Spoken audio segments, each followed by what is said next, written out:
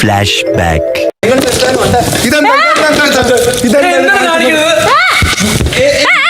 കച്ചറ പിള്ളേരാ, അലമ്പ്, ഇത്രയും അലമ്പ് പിള്ളേരെ എന്റെ കരിയർ ഞാൻ കണ്ടിട്ടില്ല. ഞാൻ കുറച്ച് ഓവറായില്ലേ?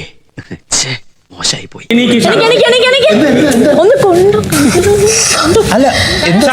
എന്റെ പൊന്നോ, ഒടുക്കത്ത അഭിനയം. എന്തൊക്കെയാണ് നടക്കുന്നേ? എന്തൊക്കെയാ? ഹാർട്ടിന്റെ കാര്യമാണ് അത് പറയുന്ന. സമയം കളയരുത്. വായോ ബ്രൂട്ടസ് ഒക്കെ നിന്റെ മുമ്പിൽ എന്തൊരു ഡീസന്റ്. എന്തൊക്കെയാണ് ഈ കൊച്ചു കേരളത്തിൽ സംഭവിക്കുന്ന?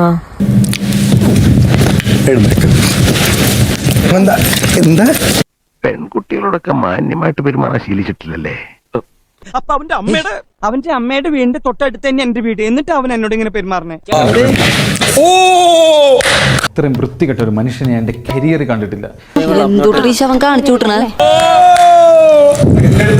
കഷ്ടായി പോയി. വെടിവെച്ച് കൊല്ലണപ്പ അതിനെ. ഇപ്പൊ പഴയ സ്റ്റാൻഡേർഡ് ഇല്ല. അലമ്പായി പോയി സാറേ, ഭയങ്കര അലമ്പായി പോയി. Flash back. നവീൻ, എന്താണ് നവീന്റെ പ്രോബ്ലം, പ്രശ്നം? എന്തോന്നടാ ഇതൊക്കെ? നാണക്കേട്. ഒന്നുമില്ലെന്നാ?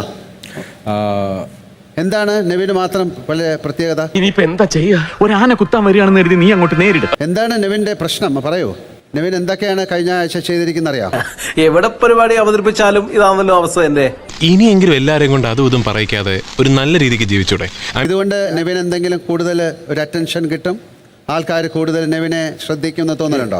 എന്റെ അമ്മയെ നാട്ടിച്ച് പറ്റിപ്പോയടാ. നിങ്ങളുടെ തമാശകളൊക്കെ ഒരു പരിധി വരെ ഞങ്ങൾ അംഗീകരിച്ചായിരുന്നു.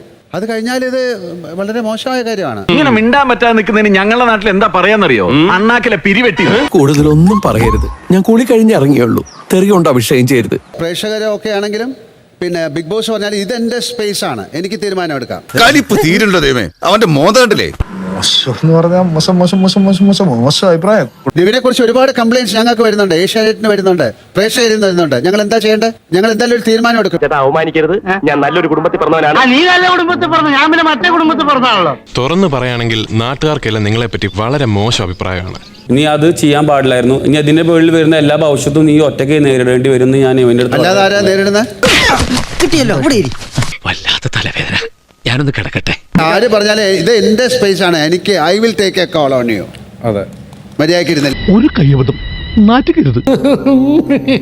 പറ്റിപ്പോയി സാറേ, പറ്റിപ്പോയി. നവീൻ എവിക്ഷനില് പുറത്ത് പോയില്ലെങ്കിൽ ആ സമയത്ത് എന്ത് വേണമെന്ന് ഞാൻ തീരുമാനിക്കും. എനിക്ക് മടുത്തടാ. ഞാൻ എന്റെ ജീവൻ കൊടുക്കാൻ പോവുക. അതിൽ എനിക്ക് വലിയ പരാതി ഒന്നുമില്ല. നമുക്ക് പിന്നെ കാണാം. Okay, all the best.